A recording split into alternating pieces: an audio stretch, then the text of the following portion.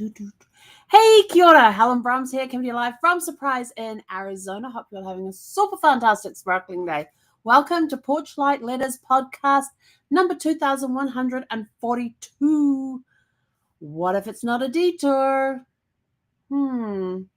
Yes, what if it's not a detour? When we redirect in our life, you never know what's going to happen. But tonight is part 4 of the redirection series. And we're talking about what if it's not a detour? Yes. You ready? Here we go. All right. So not every turn away from your plan is a mistake.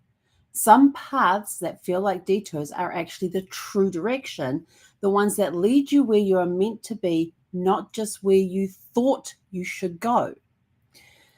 So when redirection feels like failure, you internalize delays or changes as personal shortcomings. You compare your timeline with others and feel behind, and you feel like you're not catching up to them either. You question your instincts and lose confidence in your momentum. You grieve what should have been instead of embracing what is.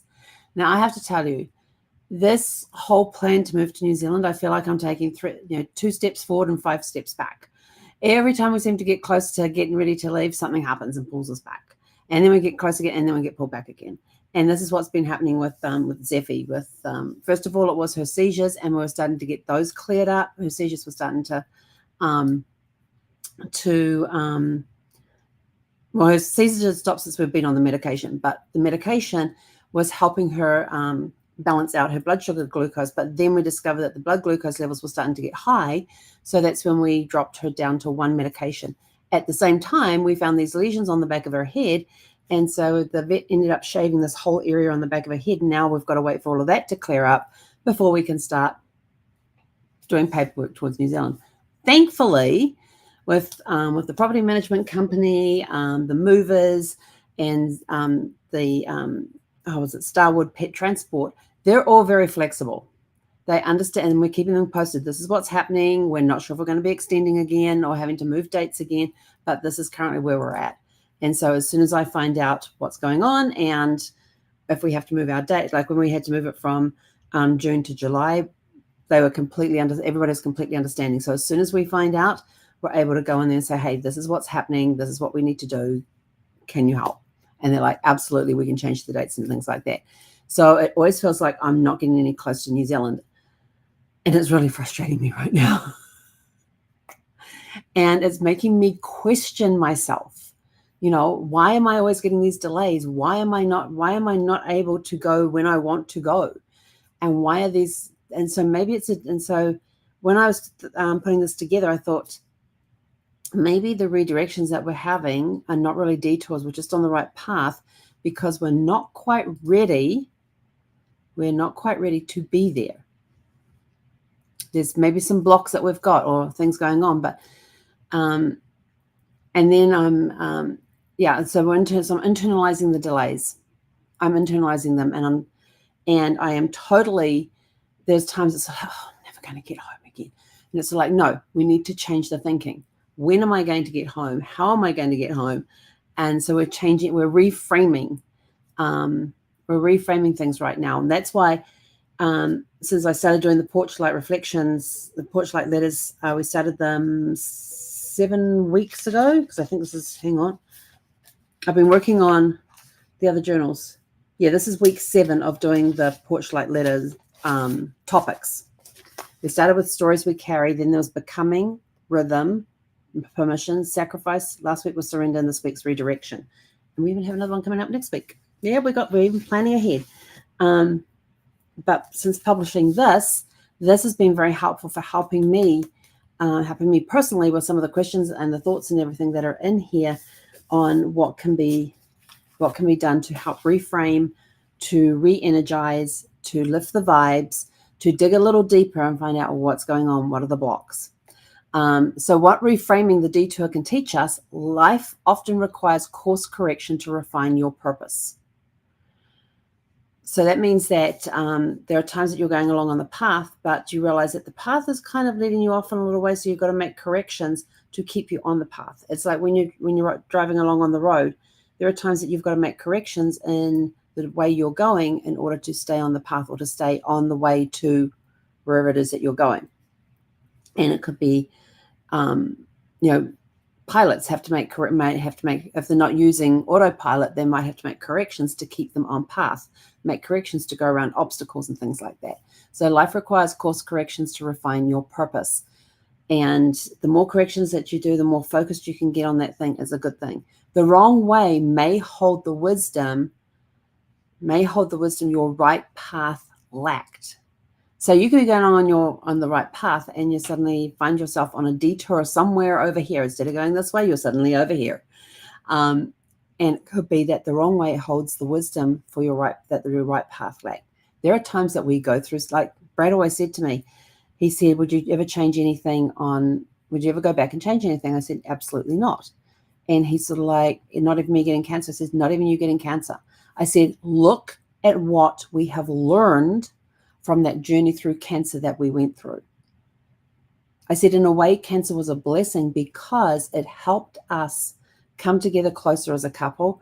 It helped us realize the importance of our lives and how some lives are cut short. It helped, you always wanted to move back to LA. It helped us get there. And look at all the people that we've met along the way. Some of them are lifelong friends now. We would not have met them had it not been for cancer. When would we have shifted from the East Coast to the West Coast? Would we have shifted when we wanted to, or would we have put it off? But because of cancer, we had a sense of urgency about it, even though you were, completely cancer-free at the time, So it's to him, that was the wrong way to go, was that path that we went on with cancer. Yet we learned a lot because our right path lacked what we needed to learn. What seems like an interruption may actually be divine timing. That's always a good one. I get that little voice in the back of my head right here when they want to talk to me, when they tell me stuff, when I have conversations with them. It's what seems like an interruption may actually be divine timing. Yeah, we have our timeline, and then there's the universal timeline. Do they always meet up? Nope. And that's half the fun of it. Half the time, I think, like you come up with this plan and everything else, and some of the time you can just feel like the universe is laughing at you. Like, yeah, you think you're going to do that then? We've got different things in mind.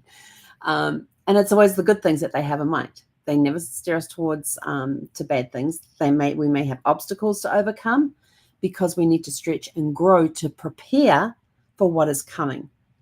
These people that turn around and, they're earning maybe earning minimum wage or something less, and they go, I'm going to become a millionaire. Do you know how to become a millionaire? Nope, but I'm going to become a millionaire. Okay. Do you hang around people who are millionaires? Have you ever met a millionaire? No. So how are you going to become a millionaire if you don't have the mindset to become a millionaire? And I'm probably going to get some flack for this, but unless you sit down and learn and start following people who are where you want to be so you can learn from them, that makes a big difference.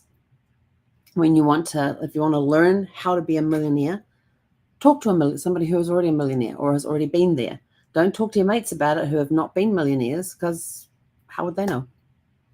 So anyway, that's also another part of that course correction thing to refine your purpose. You want to become a millionaire? Start hanging around people who have become millionaires. Start learning from them. You don't have to know them.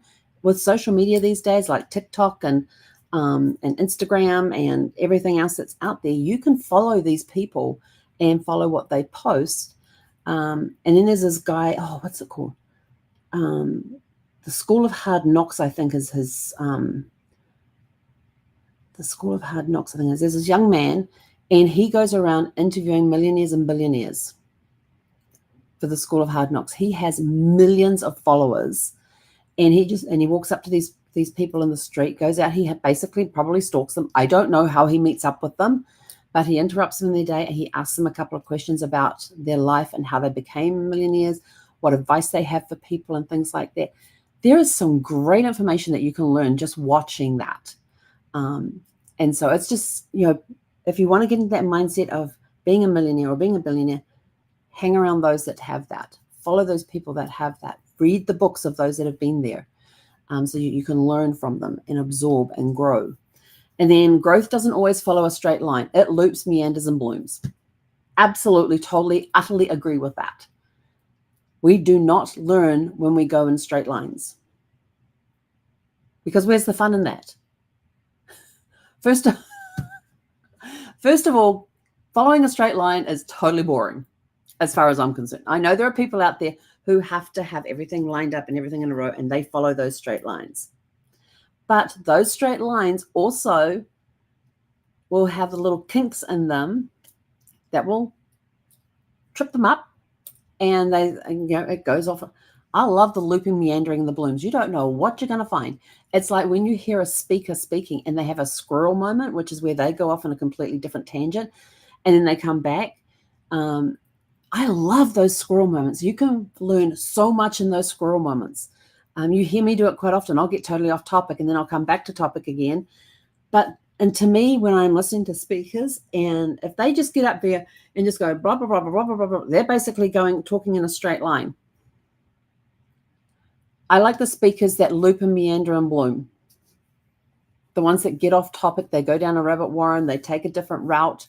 They loop around over here, they meander over there, they bloom over here, and then they finally get back on topic. But in the meantime, all that looping, meandering, and blooming, I have written more notes during that time than I do when they're on a straight line. The loops, meanders, and blooms is where the gold is. It is where you stretch, it is where you grow. And yes, there will be obstacles in those loops and meanderings and bloomings, but that's okay, because that is where you do your biggest growing. You don't grow much when you're on a straight line. Yeah. And for those that like the straight lines and like the straight and narrows, sorry, you got to do the loops and the meanders and the blooms. And those of us that are of that mindset of loops, meanderings, and bloomings, we love it. Love it. Living with redirection in mind. Honor the grief of a closed door, but don't camp there. Honor the grief of a closed door, but don't camp there. How fast can you get off it? It's like if something goes wrong, you get on the merry-go-round, and something has gone wrong, and you just stay on the merry-go-round, just doing this loop and loop and loop and loop, because you get stuck in your head about, oh my gosh, this is not going right. Why is it not going right? Or you have you replay a discussion in your head saying, oh, I should have said this and done that and da da da da. And when they said that, I should have had that. And you've got this whole loop that's playing in your mind about what you should have done, what you should have, could have, would have. No, stop the merry-go-round. Get off the merry-go-round. How quick? And we have a saying in our mastermind group, how fast can you get off it? So something bad happens, and you get stuck on it. And that's like camping at that closed door. And you just sit there and you're just like stuck in your head about this thing, and you're going over and over and over and over and over in your head. Get off it. Take that leap. Get off the merry-go-round. Yeah. So how fast can you get off it? Some things are just like little things, and then other things are bigger things, but it's how fast can you get off it?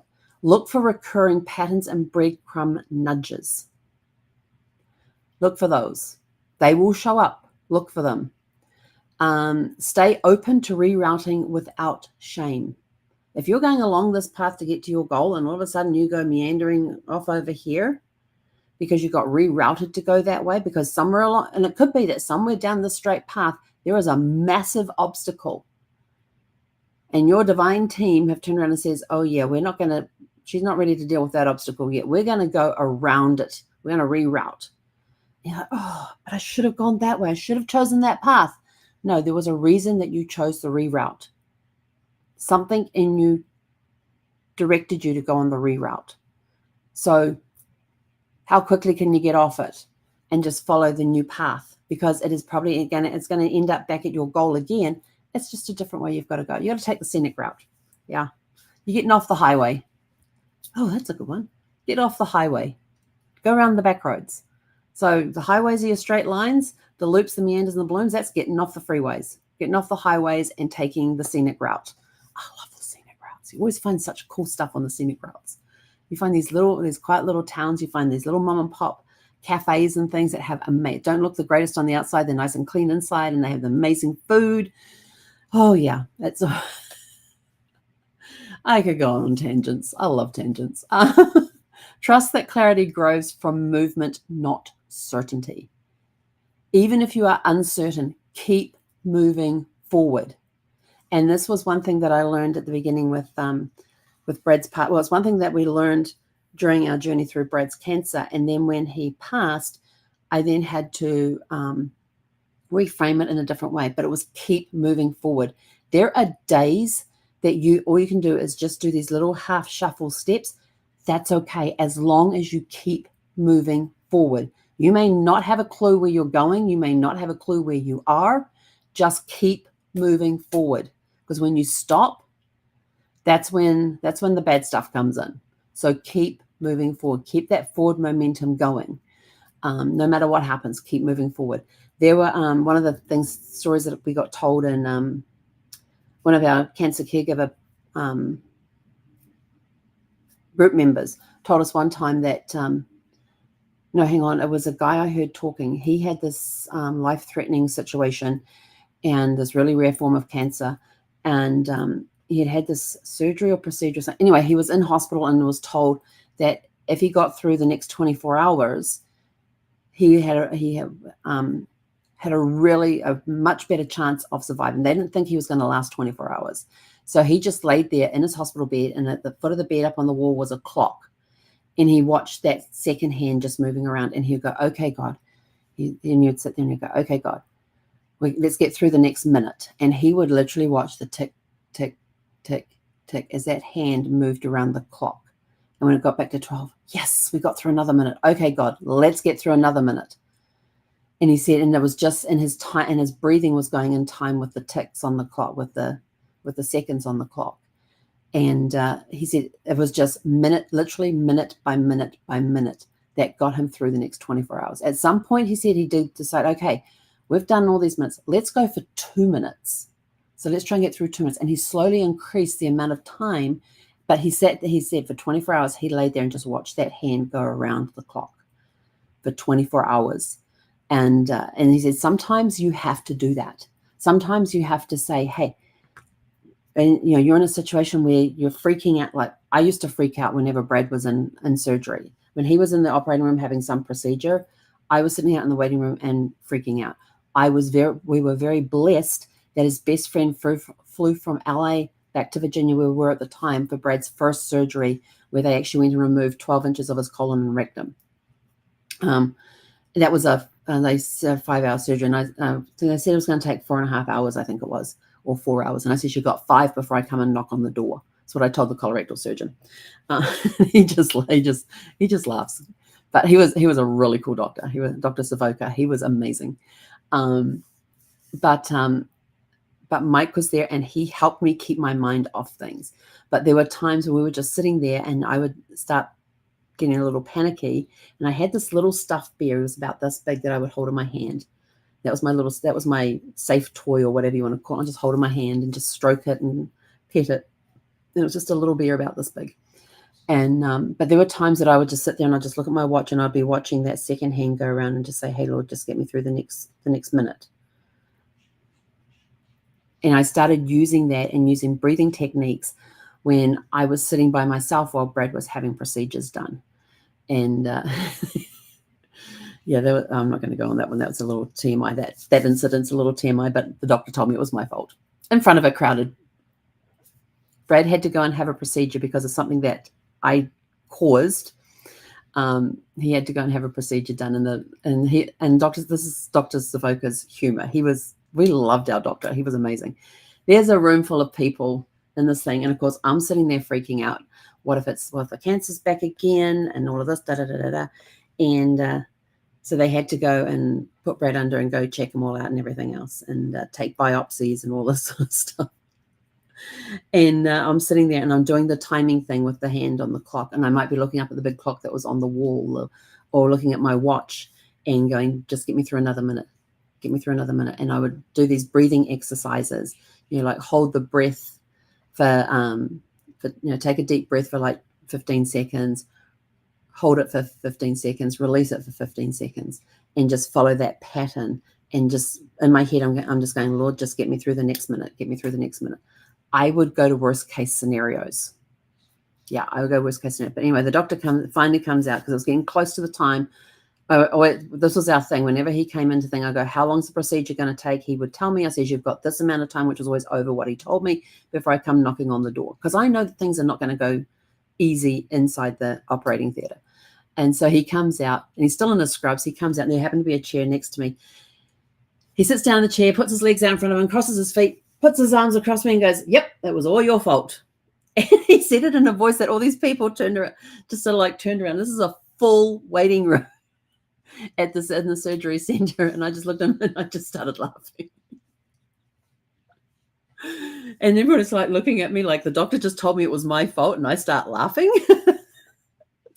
But I told the doctor what I thought had happened, and when he told me what he had seen and what was going to, and what we would have to do about doing the biopsy and stuff, I said to him, I asked him about this lump that he had seen, and I said to him, I said, was it about this? Like, could have been caused by this, because this is what happened. And as it turned out, there was a staple that was out of alignment, and that is what I had hit, and it had caused it to flare up. And so they were able to put the staple back into alignment and all of that sort of thing. So it turned out good in the end, but it was my fault.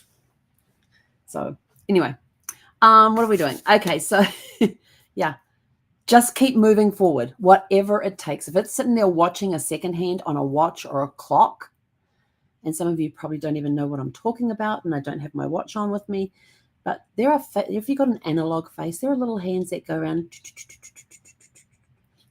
and count the seconds off. So if you have to do that, do it. Whatever you do, just keep moving forward. I don't care if you've got to get down on the ground and crawl. In fact, I have a really cool t-shirt. It's about forward momentum, and on the back it was talking about that puking is okay, crawling is okay, crying is okay. There's like 4 or 5 things written on the back of the shirt, and it said quitting is not. And on the front, it's got something about forward momentum. So keep moving forward, even when you're not certain of the direction you're going. Keep moving forward. Trust that clarity grows from movement. If you keep moving forward, things will become clearer, and you can then reroute to the correct path. You can stay on that path. It just all depends on what the plan is. And put it this way, not your plan. You will get redirections in different ways, because there are certain times in our lives that things have to happen in a certain way for something else to happen. You want to get to this goal over here, you got to go through all the hoops and the loops and ins and outs and everything else to get there. And sometimes when you're climbing those steps towards your goal, you can't see. All you can see is the light on the step that you're about to step on, and that's it. You can't see what's beyond that. You don't know how many steps are there. You don't even know if there's another floor up there. You don't even know if the steps just end and you fall off. You have no clue. You just have to trust it and keep moving forward. When we embrace life's unexpected turns, we model resilience and trust for future generations. Our openness to redirection becomes a living legacy, one that teaches others to navigate change without fear. Let me read that again, because I like that. When we embrace life's unexpected turns, we model resilience and trust for future generations. Our openness to redirection becomes a living legacy, one that teaches others to navigate change without fear.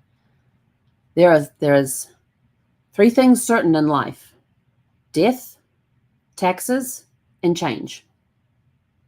Those are the 3. You can count on those 3 every single time, every single day, because they are the 3 certainties in life: death, taxes, and change. So things are going to change. You will need to adapt.